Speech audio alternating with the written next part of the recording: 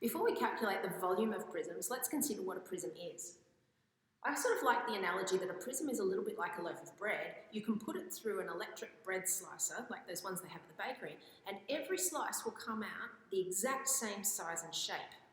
Now, some prisms pass this test a few times over. A rectangular prism can be sliced this way, or that way, or this way, and all of the slices will be rectangles. So it's definitely a prism. A triangular prism can only be sliced in one way to make all of the slices the same size and shape. You'd have to slice it this way, wouldn't you? And all of the slices would be triangles, which helps you know that the name of the shape must be triangular prism, okay?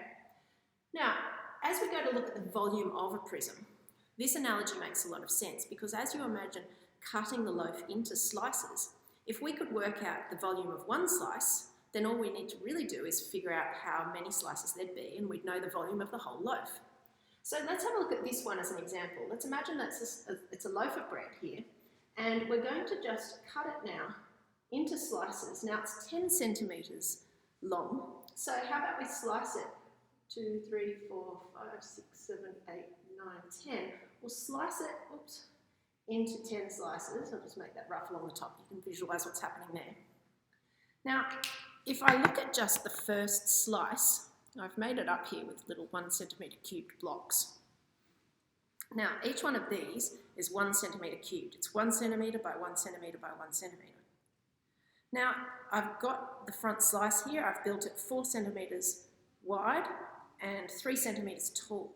Okay, so I think you'll all agree that I've made it out of 12 blocks. How do you figure it out? Well, there's 4 rows of 3. Okay, so let's have a look at what's going on here. If I just find the area of a rectangle that's 4 centimetres by 3 centimetres, then I know that the area is 12 centimetres squared. Now this is just a flat rectangle, it's got no depth whatsoever, it's absolutely flat like a piece of paper. Okay, so how does that relate to this? Well, if I have the volume of that front slice, now having some depth, let's say it's 1 centimetre deep, it's still 4 centimetres wide and 3 centimetres tall, just like this little one that I've built out of blocks, then we can see that this is now not area, we're finding volume now because this thing has depth. It's got 3-dimensional size, okay, and we can see it's clearly made out of 12 blocks.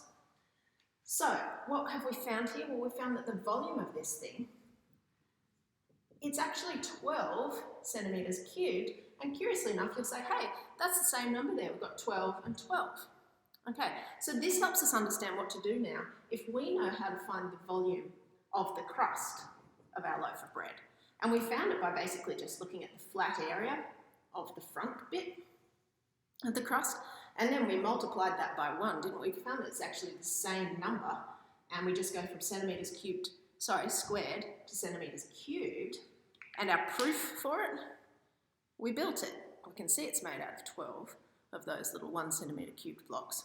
Then all we need to do to find the volume of this whole shape is just say, well, how many slices of bread are there?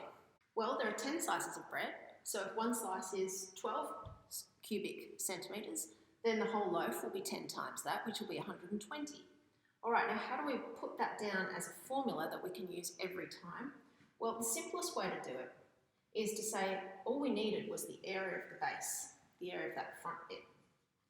And then we needed to just multiply that by how many slices there were, and that was the length of that loaf, if you're thinking of it as a loaf of bread. Now, if you come to just do the volume of a rectangular prism, you might be able to use a more specific formula. Now, this would only apply to rectangular prisms.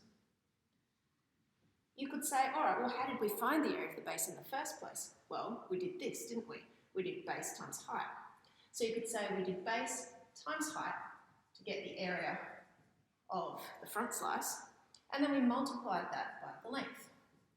So here we've got a formula for the volume of a rectangular prism. Basically just multiply the 3 dimensions by one another, 3 centimetres by 4 centimetres by 10 centimetres, and you'll get your 120 cubic centimetres. So the working for that, you'd say volume equals base times height times length. Base height length, you can write like that to save time. And then you can substitute in the numbers that you used, like that. And then give your answer. 4 3s are 12, times 10 is 120. Centimetres times centimetres times centimetres is centimetres cubed. Make sure whenever you're finding volume, you should have something cubed here as your units, and you're done. Now, in case you think it might be confusing, why are there two formulas here? Well, this is just a very general formula that's going to work on all prisms. Because if you know the area of that front slice, and sometimes you'll be given that, all you need to do is multiply by the other dimension going in that third dimension to find the volume. Now, in the case of a rectangular prism, you know how to find the area of the base. It's base times height. Now, sometimes when you're doing these sorts of questions, when you're just learning, they'll give you a question like this by actually saying, hey, here's the area. Area equals 12 centimetres squared, and they might not give you these measurements here. And they'll ask you to find the volume using this formula, and that will be quite straightforward. You'll just say volume equals area of base times the length, and then you'll substitute that area that they've given you straight in. Now it's got square units, doesn't it? Multiply by the length, and you'll get the exact same answer. Once you've been working on these for a while, they might not give you that area. They'll expect you to find that all on your own, which is not too hard. It's just 4 3s after all, isn't it?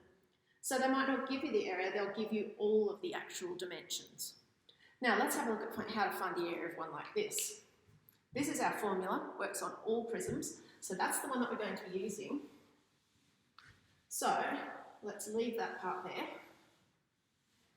Okay, now we need to know the area. So let's say they've told us the area of this, perhaps it's 12 metres square.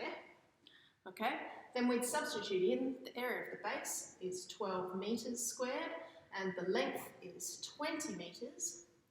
12 times 20, we'll do 12 twos, that's 24, and then multiply by 10 by putting a 0 on the end, and we've got 240 metres squared. Now, once you've been doing these for a little while, you might not get a question quite as straightforward as that. They might make it a little bit harder for you, perhaps by giving you the dimensions and saying, all right, this might be, let's say, 6 metres, and the height of this triangle is 4 metres. Now can you find the volume? You can. Now you'll use the same formula to start off with, but here you haven't been given the area of the base. You'll have to find that all by yourself. So at that point, you might want to say, all right, well, the base is a triangle, and I already know that the area of a triangle is half times the base times the height. So you might sub that in, half times base times height times the length. Okay, away you'll go then, half times the base times the height times the length. Now, I deliberately made the base and the height work out. Half of 6 is 3 times 4, that's 12. So we've got 12 square metres for the front area. It's the same as what we were given before. So the answer is going to be exactly the same.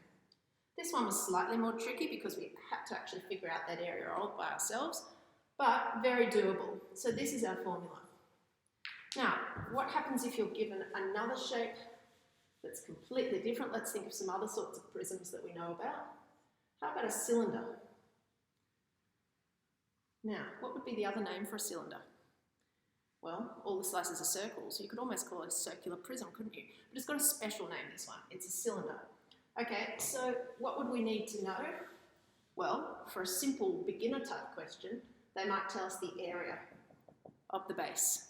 Okay, and perhaps the area is, let's say, 20 centimetres squared, and we'll make the length something nice and simple, 10.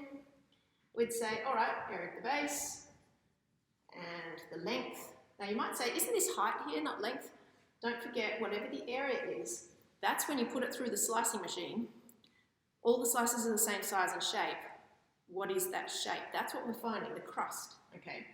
And the length, that's just the other dimension, the third dimension that we haven't used, all right? That's basically how many slices are there. This is like a tank loaf, really, isn't it? So, oops, that's not square. What am I doing? Centimetres.